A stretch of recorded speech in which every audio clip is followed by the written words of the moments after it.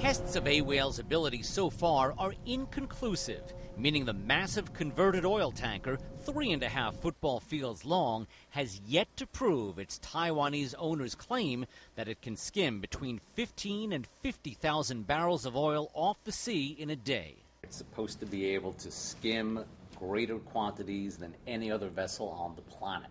That's what they claim. That's what they claim. Yes, and that's why we're testing right now. So far, has it delivered?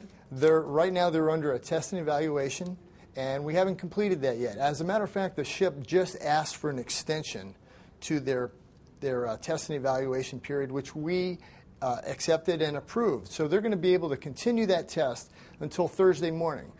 We haven't seen a very large amount of product. Early indications indicate that not a lot was collected.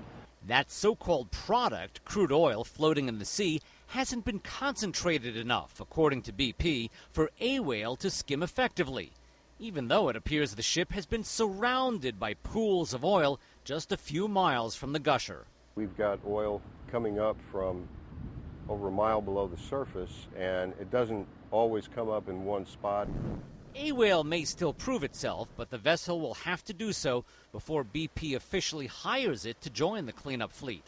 And if that's to happen, the sea will need to cooperate. And when you've got seas, 6-foot, 8-foot seas, it's not going to lend itself to a good capture of the oil.